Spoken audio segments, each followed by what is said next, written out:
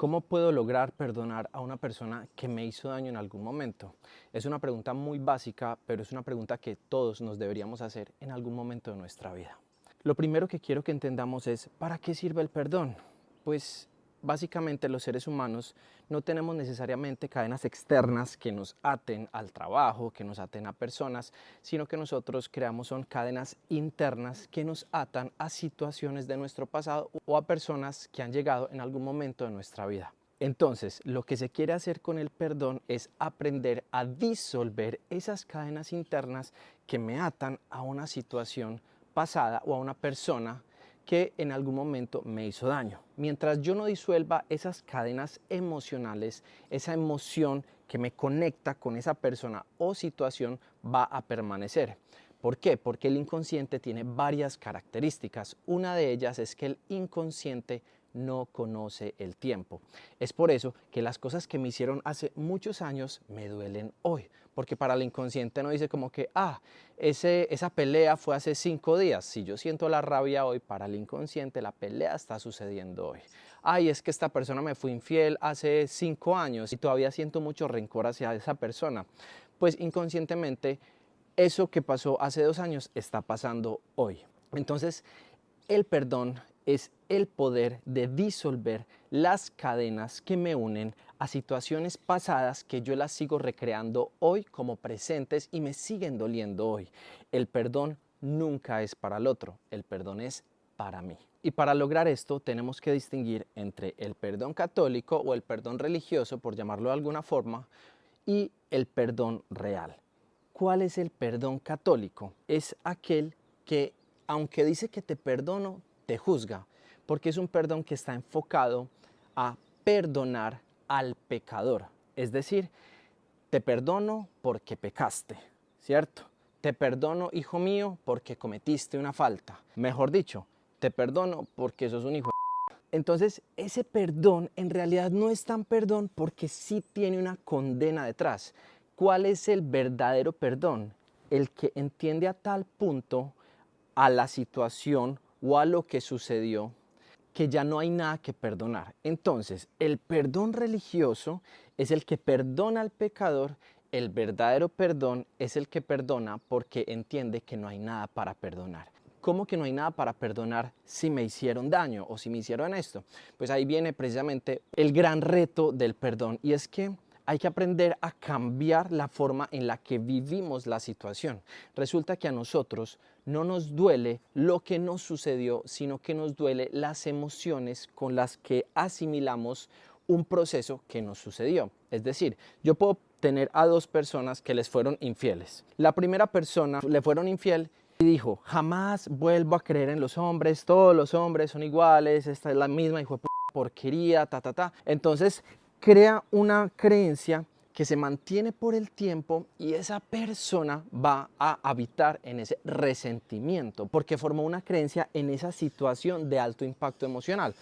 Persona B, le fueron infiel, igual que la primera persona, pero decidió asumirlo porque tenía otras herramientas de otra forma y es, ok, ¿qué hice yo para no ver las señales y para permitir que esto floreciera hasta tal punto, y cómo yo puedo cambiar para que yo haya aprendido de esta situación lo suficiente para que la próxima vez lo pueda hacer mejor y aprender a poner mis límites, aprender a modificar acuerdos, etcétera?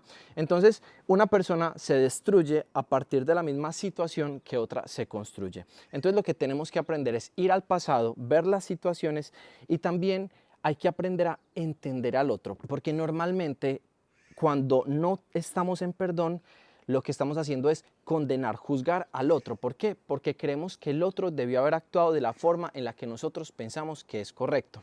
A lo que yo voy con esto es que hay que aprender a cultivar algo supremamente importante, que es la mirada inocente. Y no quiero que confundamos inocencia con ingenuidad. Son 2 términos muy distintos. Ingenuo es un niño, inocente es libre de culpa. Todas las palabras tienen como un antónimo. Normalmente la gente no sabe cuál es el antónimo de culpable. Es inocente. Entonces, ¿cómo ver la otra persona inocente? Pues entendiendo que todas las personas actuamos de la mejor manera posible con los recursos mentales, emocionales y espirituales que tenemos en el momento. Cuando una persona es violenta con otro, esto no se llama justificar, esto se llama entender y aceptar. Con esto yo no estoy diciendo que hay que estar de acuerdo con alguien que haya maltratado, no, pero sí hay que aprender a entender esa persona por qué maltrata, ya sea porque la hayan maltratado, etcétera, y con eso yo no estoy justificando el acto del otro, pero entiendo que el otro no pudo actuar de otra manera, de la forma como la criaron, ¿cierto? O como viene con las heridas que tenía. Nadie puede actuar de una forma diferente. Por ejemplo, muchas veces nuestros papás nos programaron de ciertas formas. Por ejemplo, en mi caso, a mí en algún momento me dieron pelas, me dieron correazo. En Colombia es muy común que eso suceda. Entonces, cuando tú cargas rencor sobre eso, ¿por qué me hizo esto? ¿Por qué me dio una pela si yo era solo un niño? Y hay que entender que a ellos también los trataron de esa forma. Entonces, cuando tú entiendes que tu papá y tu mamá, por ejemplo, no pudieron haber actuado de otra forma y que hicieron lo mejor que podían con los recursos que tenemos, ahí estás cultivando la mirada inocente.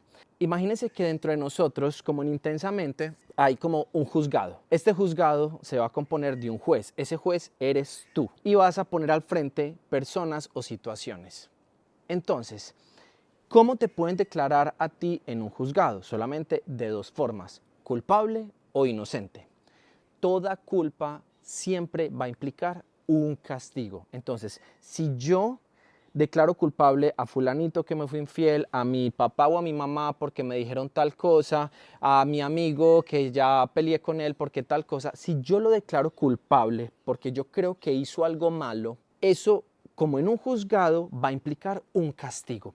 ¿Tú cómo castigas internamente a los demás? A través de rechazo, a través de resentimiento, a través de rabia, a través de rencor. Eso es lo que el inconsciente hace para buscar castigar al otro. El problema es que ¿quién está sintiendo esas emociones?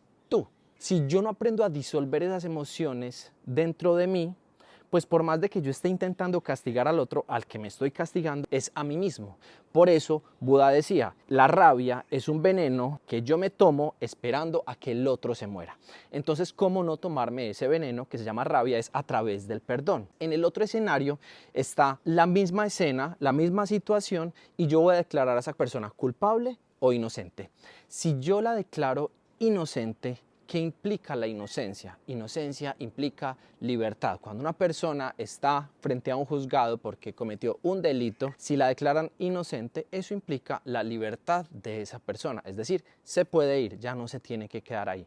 En cambio, que si tú la declaras culpable, se tiene que quedar dentro de ti y esa persona está atada a ti. Entonces, con el perdón no se trata de ir a llamar a la persona, a pedir perdón, o a decirle te perdono. Si tú quieres hacer eso, pues maravilloso, si es parte de tu proceso y eso te hace sentir bien, está bien, pero no es necesario ir a llamar al otro y decir, ¿sabes qué? Te perdono porque yo soy una gran persona. Eso no es necesario.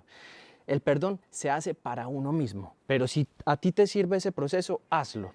Pero en realidad lo único que realmente necesitas es que dentro de ti tú hayas entendido, aceptado que esa persona no pudo haber actuado de otra forma con los recursos mentales, emocionales y espirituales que tenía en el momento y que yo no le puedo exigir a nadie nada. Eso es control, eso es liberarme del control, aceptar al otro, eso es aprender a amar y comenzar a cultivar esa mirada inocente, que es lo único que realmente nos va a liberar, porque el otro para el inconsciente no existe. Para el inconsciente todo es yo. ¿Se acuerdan que les dije que el inconsciente tenía varias características? Una de ellas es que el inconsciente no conoce el tiempo, ya les expliqué. La otra es que el inconsciente no conoce al otro. Para el inconsciente todo es yo. Por eso cuando yo le digo a alguien, hijo de yo siento la rabia. Para el inconsciente no existe el otro. Para el inconsciente todo es yo. Entonces, cuando yo libero al otro, me libero a mí mismo. Cuando yo declaro inocente al otro, es porque me veo inocente a mí mismo. La clave para ser una persona libre es aprender a perdonar, utilizar la herramienta del perdón, pero del perdón auténtico, no del perdón que juzga, sino del perdón que realmente sabe que yo soy inocente, que el otro es inocente y que lo puedo liberar y no lo tengo que castigar internamente de ninguna forma. El único que se ve realmente perjudicado por el castigo hacia el otro soy yo mismo. Entonces, en realidad el perdón es una herramienta súper poderosa de autocrecimiento, autoconocimiento y autoaceptación para encontrar la libertad. Manu, es que no es tan fácil. Es tan fácil o tan difícil como cada uno lo quiera hacer. Sí, muchas veces hay situaciones que no son tan fáciles de perdonar, pero aún así, mientras yo más me demore en perdonar, más enveneno yo mi propia alma. Mi invitación es aprender que el perdón no es un instante, sino que también es un proceso. Y yo todos los días puedo perdonar un poco más a una persona. Y hay situaciones que me pueden revivir ese dolor que yo sentí, aunque ya haya hecho un trabajo de perdón. No pasa nada, se vuelve a perdonar. Recuerden que el proceso de crecimiento de las personas no es así, es así. Entonces muchas veces perdonamos, pero pasamos por una situación dolorosa, entonces nos genera un dolor. Pero si yo puedo transformar ese dolor en sabiduría, en perdón, en aceptación y en amor, pues continúo creciendo y cuando vuelvo a pasar por ese punto me duele un poquito menos y por menos tiempo y hago ese mismo proceso y continúo. Entonces el perdón es un proceso que hay que hacer continuamente.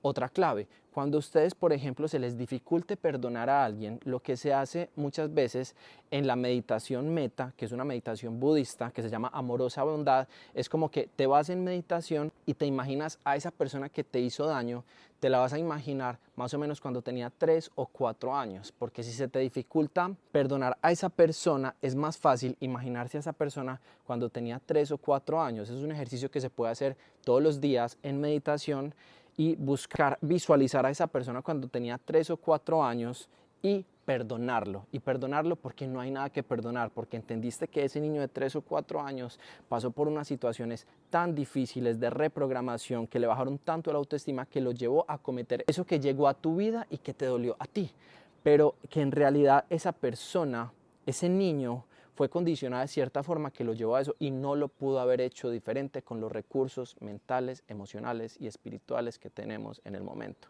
Entonces, perdón es aprender a que no hay nada que perdonar. El perdón no es un proceso lineal, es un proceso espiral de crecimiento y hay que hacerlo continuamente. Por una vez, 2 veces o 6 veces que perdonas, no significa que ya terminaste de perdonar. La vida es un proceso de perdón continuo ante diferentes situaciones. Eso es cultivar no solamente la mirada de inocencia, sino también la aceptación, que es lo que realmente nos ayuda a aceptarnos a nosotros mismos y a los demás. Aceptar es diferente a resignarse. Aceptar es desde la sabiduría. Por lo tanto, cuando yo comienzo a cultivar esa aceptación, estoy cultivando mi amor propio. Cuando yo cultivo mi amor propio porque me acepto tal y como soy, porque también estoy aprendiendo a ver que yo siempre he actuado de la mejor manera posible con los recursos mentales, emocionales y espirituales que tenía en el momento, eso es el autoperdón, que lo vamos a ver en otro video. Pero por ahora quiero que se queden con cultivar la mirada inocente. El perdón es un proceso en espiral que hay que hacerlo continuamente y que perdonar realmente es entender que no hay nada para perdonar, no hay nada que condenar, es la mirada inocente. Muchas gracias, nos vemos en un próximo video. Si te gustó, recuerda suscribirte a mi canal, darle me gusta, comentar y compartirlo con tus amigos. Un abrazo.